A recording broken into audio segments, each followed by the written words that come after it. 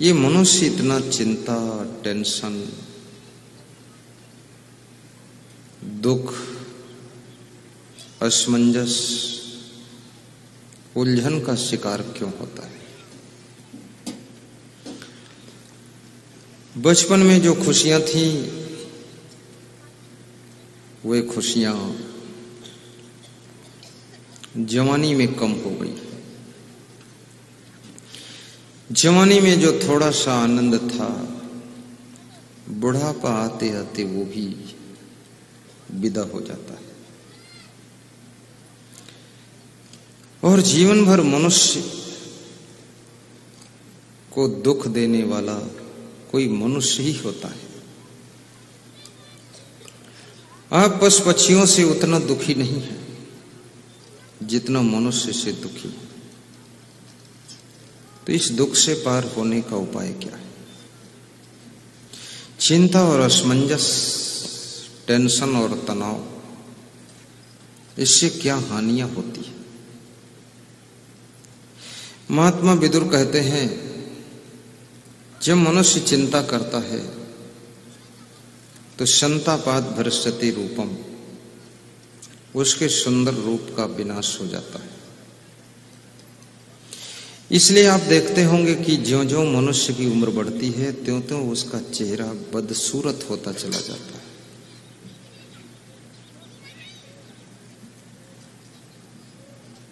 और कितने लोगों के मुंह का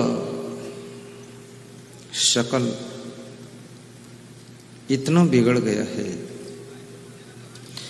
वे जब शीशा में खुद को देखते हैं तो उनको लगता है कि मैं खड़ा हूं कि कोई भालू खड़ा है। लाठी लेकर भालू आया छम छम छम, ढोल बजाती मिड़की आई ढम ढम ढम, ऐसा चेहरा हो गया है। अभी मैं झारखंड में था, वहां की राजधानी जो रांची है, तो एक सज्जन का मैंने मुंह देखा। ऐसे तो बहुत लोगों का मुंह देखा हूं, पर उनका मुंह बड़ा भयानक, बदशक्ल, भूत पिशाच निकट नहीं आवे। देख करके मैंने कहा कि ऐसी शक्ल कैसे बिगड़ गई है, तो रोने लगे। और उन्होंने कहा कि गलतियां दो किया हूं। एक तो बहुत खाया हूं, बहुत खाया हूं, और इतना अधिक खाया हूं कि शरीर में बहुत फैट इकट्ठा हुआ है, चर्बी बहुत इकट्ठी। दूसरा, इतनी चिंता किया हूं कि रात रात सोया नहीं हूं। जो लोग सोते नहीं हैं उनकी आंखें ऐसे फूल जाती हैं, आंखों के नीचे हवा जैसी भर जाती है। और तुम्हारे जागने से कोई काम होने वाला भी नहीं। इतना जरूर है, जितना ज्यादा तुम जागोगे उतना ज्यादा तुम्हारा स्वास्थ्य बिगड़ता जाएगा। बहुत अच्छे डॉक्टर से पता लगाया गया है मनुष्य को कितना सोना चाहिए।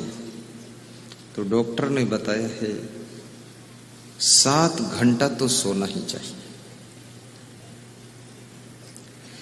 आज आपके देश का प्रधानमंत्री वो भी 6 घंटे तो सोता ही है।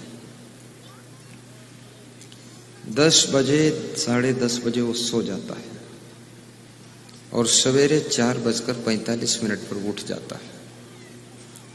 वो भी करीब 6, 6.5 घंटे सो लेता है, जिसके ऊपर पूरे देश का लोड है। और तुम्हारे ऊपर कितना लोड है? एक भैंस है और तुम हो, और फिर भी तुम ओवरलोड हो।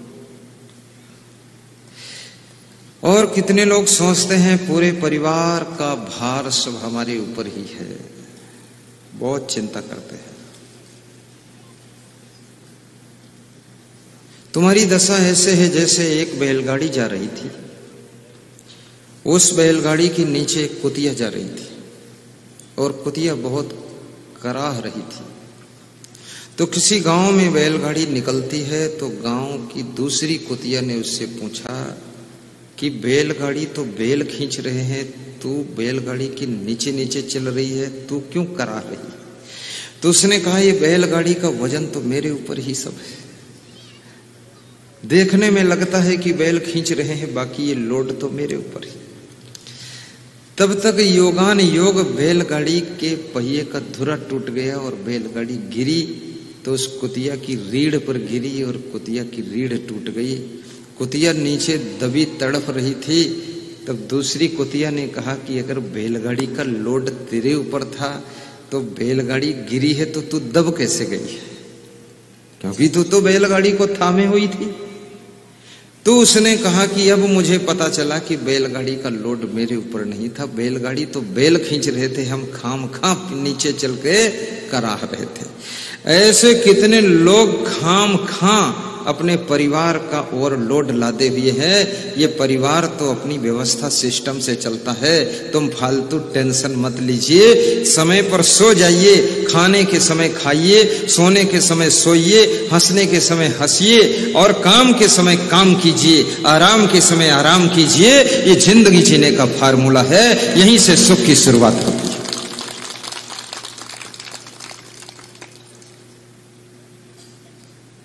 हमारे साथ में कम से कम 40-50 संत हैं और इतने संतों में सबसे ज्यादा निश्चिंत हम ही रहते हैं। हम इनके गुरु हैं और हम ऐसे सोते हैं जैसे कोई बच्चा सोता है, बहुत फट से सो जाता है। और गाड़ी भी ऐसी बनाई है, सोने वाली जैसी बनाई है। कोई भी फॉर्च्यूनर गाड़ी को बेड रेस्ट नहीं बनाता है। हमने सीट हटा दी बीच की, पूरा 6 फीट लंबा 4 फीट चौड़ा बेड बना दिया। 50 किलोमीटर से ज्यादा चलना है तो पीछे लेट जाता हूँ, लेटे लेटे थोड़ा पढ़ता हूँ, पढ़ते पढ़ते सो जाता हूँ, सोते सोते सोता रहता हूँ। जब गाड़ी गांव के पास पहुंचती है, भगत लोग आ जाता है, ढोल वोल बजाता है, तो हमारे संत जी जो गाड़ी चला रहे हैं वो कहते हैं, गुरुदेव भक्त लोग लेने आ गए हैं, ढोल बज रही है, माला लिए खड़े हैं, पगड़ी पहन लीजिए और अब थोड़ा माला पहन लीजिए। उठ जाता। अब ये फालतू टेंशन करके गाड़ी में आंखें खोले बैठे रहो। लड़ना होगा तो लड़ जाएगी और मरना होगा तो मर जाएंगे, लेकिन जिंदा रहना होगा तो सो जाएंगे। मर जाएंगे तो लंबी नींद सो जाएंगे और जिंदा रहेंगे तो 4 घंटे की नींद सो जाएंगे। इतनी टेंशन लेने क्या जरूरत है?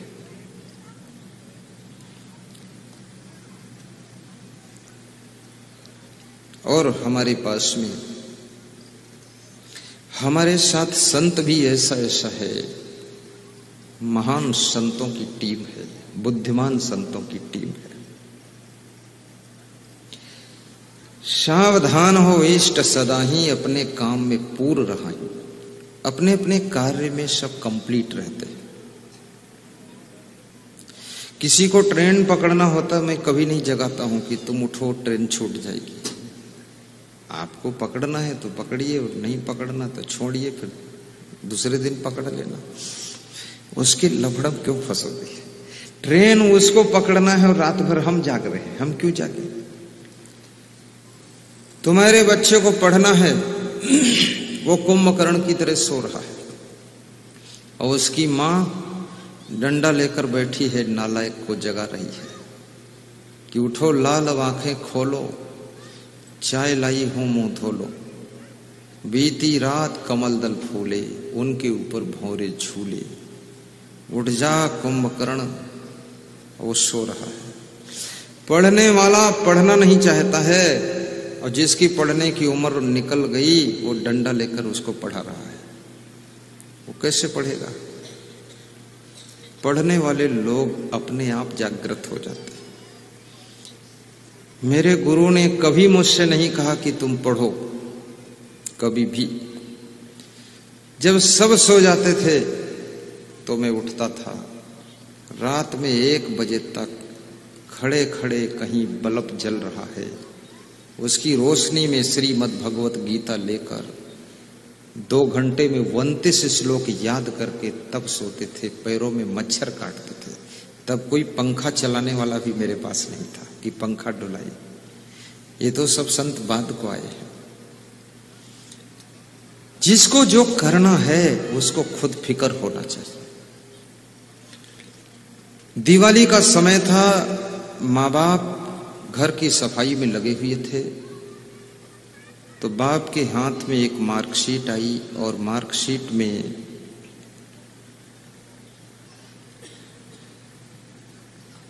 लिखा हुआ था फेल। तो बाप को गुस्सा आ गई और अपने बेटे को बुलाया और उसके 2 थप्पड़ मारे। बोले, मूर्ख, इतना ट्यूशन लगा दिया, कोचिंग लगा दिया, टीचर पर टीचर लगा दिया, स्कूटी खरीद कर दे दिया, लंबा मोबाइल रखे हो, फेल हुआ है तुम। तो बेटे ने कहा, पिताजी मारने से पहले ये देख लो ये मार्कशीट में नाम किसका लिखा है। तो बाप ने जब नाम पढ़ा तो बाप का ही नाम लिखा था, उसी की फेल वाली मार्कशीट रखी थी। तो सफाई करते समय भी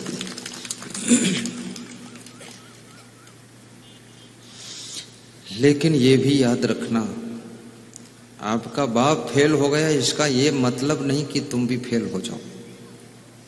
बाप नहीं पढ़ पाया इसका मतलब ये नहीं तुम भी मत पढ़ पाओ।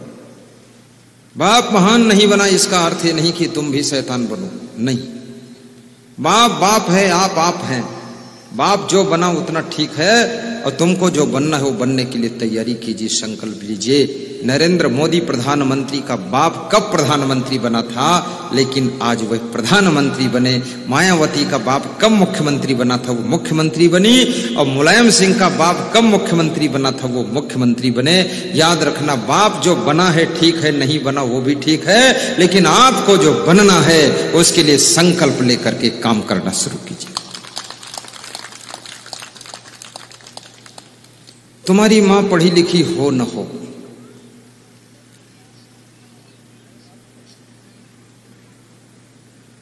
एक बालक स्कूल में पढ़ रहा था,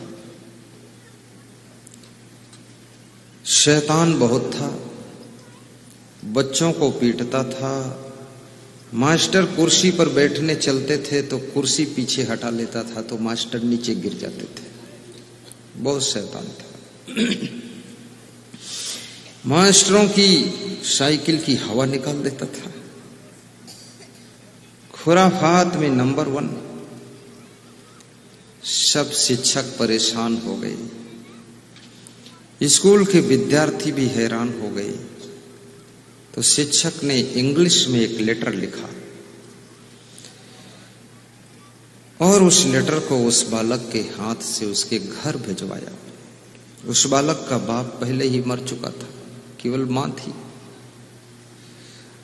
और कहा कि अपनी मां को दे देना। उस बालक ने लाकर वो लेटर मां को दिया और मां ने जब पढ़ा तो मां थोड़ा सोच में पड़ गई। तो बालक ने कहा कि मां, मेरे शिक्षक ने इसमें क्या लिखा है, पढ़कर सुनाओ तो सही। तो मां ने कहा, बेटा, इसमें लिखा हुआ है कि आपका बेटा बहुत बुद्धिमान है और इसका दिमाग इतना तेज है कि इसको हम लोग पढ़ा नहीं सकते, हमसे ज्यादा नॉलेज है इसको कोई बहुत अच्छे टीचर से पढ़वाइए।